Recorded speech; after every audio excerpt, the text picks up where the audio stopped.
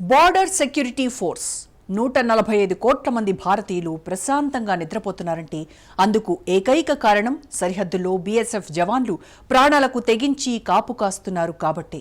కానీ బెంగాల్ సీఎం మమతా బెనర్జీకి మాత్రం బీఎస్ఎఫ్ జవాన్లు కుట్రదారులుగా కనిపించారు. జవాన్లే కాదు, భారత రక్షణలో కీలక పాత్ర పోషించే ఇంటెలిజెన్స్ వర్గాలను టార్గెట్ చేశారు.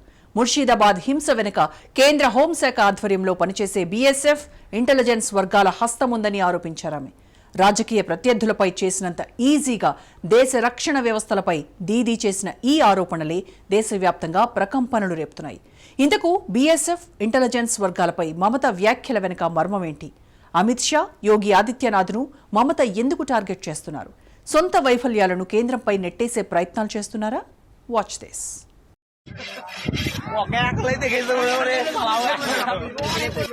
ఇక్కడ కత్తులు నూరుతోంది వ్యవసాయం చేయడానికి కాదు,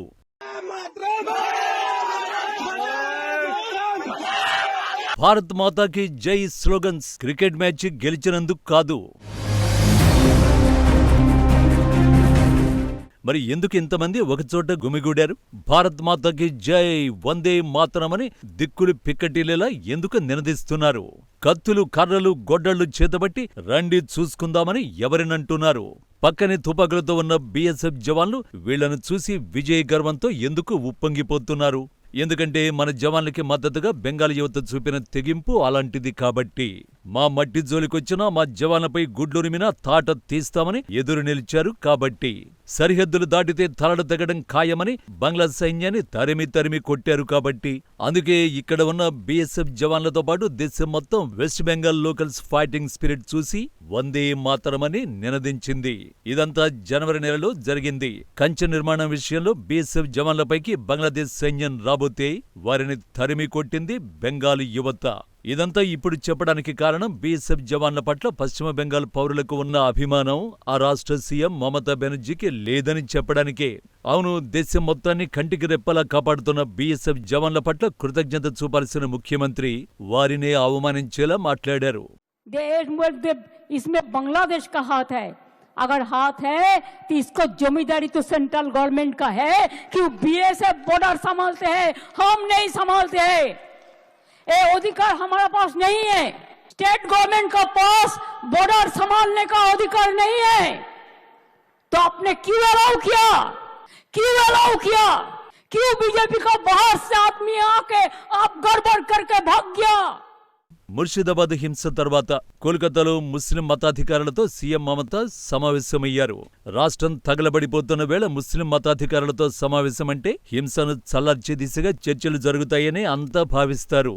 వక్ఫ్ సవరణ చట్టం విషయంలో తొందరపాటు వద్దని చెబుతారని అనుకుంటారు. కానీ మమత నిరసనకారుల్ని మరింత రెచ్చగొట్టే వ్యాఖ్యలు చేశారు. రాజకీయ ప్రత్యర్థులపై చేసినంత ఈజీగా దేశ రక్షణ వ్యవస్థలపై విమర్శలు చేశారు. ముర్షిదాబాద్ జిల్లాలో కొనసాగిన ఘర్షణలు, హింసాత్మక ఘటనల వెనుక కేంద్ర హోంశాఖ ఆధ్వర్యంలో పనిచేసే బార్డర్ సెక్యూరిటీ ఫోర్స్ నిఘా వర్గాల హస్తముందని తీవ్ర ఆరోపణలు చేశారు. వక్ఫ్ సవరణ చట్టాన్ని ప్రధాని అమలు చేయొద్దు, దీని అమలు కొనసాగితే అది దేశాన్ని ముక్కలు చేస్తుంది. సొంత రాజకీయ ప్రయోజనాలే పరమావధిగా పనిచేసే కేంద్ర హోంశాఖ మంత్రి అమిత్ షాను ప్రధాని మోడీ వెంటనే పదవి నుంచి తప్పించాలి. ఓవైపు బంగ్లాలో అస్థిర పరిస్థితులు రాజ్యమేలుతుంటే బీజేపీ సర్కార్ హడావిడిగా వక్ఫ్ చట్టం తెచ్చింది. బెంగాల్లో హింసకు కేంద్ర హోంశాఖ పథకరచన చేసింది. ఈ కుట్రలో బీఎస్ఎఫ్ పాత్రపై విచారణ జరిపించాలి. సరిహద్దును పరిరక్షించాల్సిన బాధ్యత బీఎస్ఎఫ్ది కాదా అని ప్రశ్నించారు. ఇక్కడే యూపీ సీఎం యోగిని టార్గెట్ చేశారు. 69,000 टीचर चाकरी गए. जोगी बड़ो बड़ो बात कर रहा है, सबसे बड़ा भोगी है.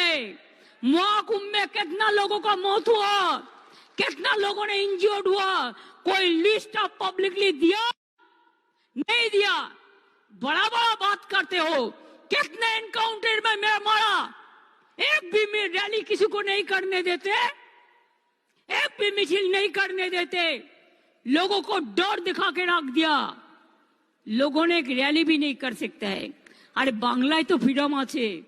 లౌకికవాద ముసుగులో బెంగాల్లో అల్లర్లు సృష్టించే వారికి మమత పూర్తి స్వేచ్ఛనిచ్చి ప్రేక్షక పాత్ర పోషిస్తున్నారని ఇటీవల యోగి మండిపడ్డారు. ఆ వ్యాఖ్యలకు కౌంటర్గా దీదీ రెచ్చిపోయి విమర్శలు చేశారు.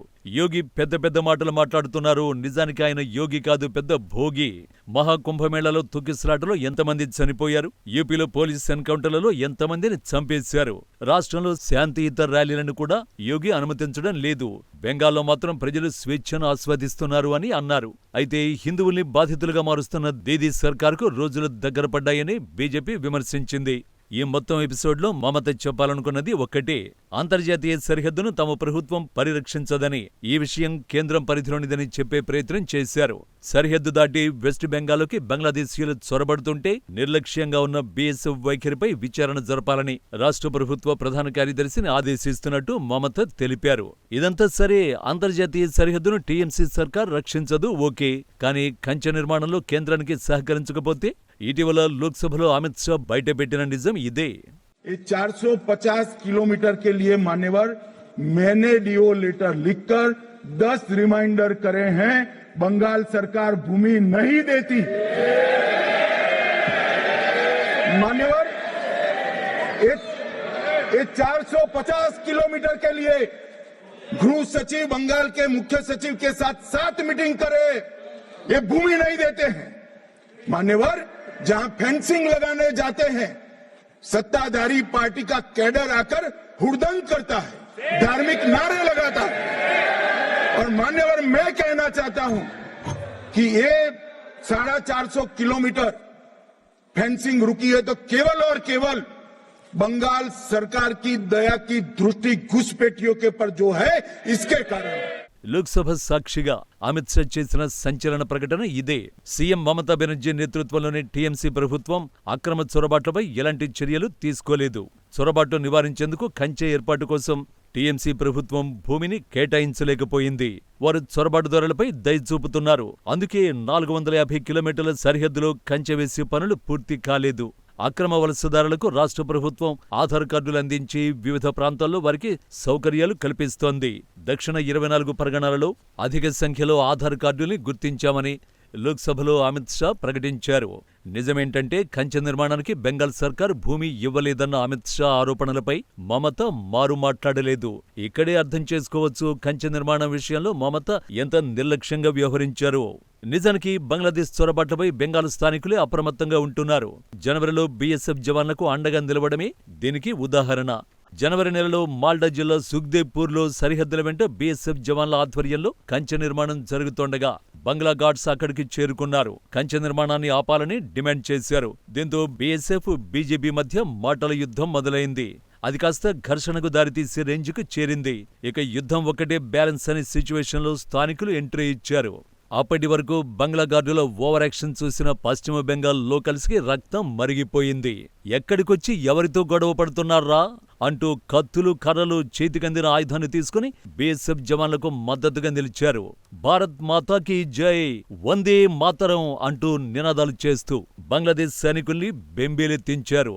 చివరకు బీఎస్ఎఫ్ జవాన్లు కంచె నిర్మాణం 2 దేశాల అంగీకారంతో జరుగుతున్నదేనని, ఇందులో ఓవర్ యాక్షన్ అవసరం లేదని చెప్పడంతో మెల్లగా అక్కడి నుంచి జారుకున్నారు బంగ్లా గార్డ్స్. ఆ తర్వాత 450 కిలోమీటర్ల సరిహద్దు ప్రాంతంలో చాలా చోట్ల కంచె నిర్మాణం సాధ్యపడలేదు. అందుకు మమతా ప్రభుత్వం సహకరించకపోవడమే అని షా తెలిపారు. ఒకవేళ భూమి కేటాయించి ఉంటే బంగ్లాదేశ్ నుంచి ఒక్క పురుగు కూడా దేశంలోకి చొరబడే అవకాశం ఉండేది కాదు. పశ్చిమ బెంగాల్లో ఈ పరిస్థితులు ఉండేవి కావు. ఇది అందరికంటే ఎక్కువగా మమతా బెనర్జీకే తెలుసు. ఒక్కటి మాత్రం నిజం, దేశ రక్షణలో ప్రాణాలర్పించే జవాన్లను రాజకీయాల్లోకి లాగడం 140 కోట్ల మంది భారతీయులకు అంత మంచిది కాదు.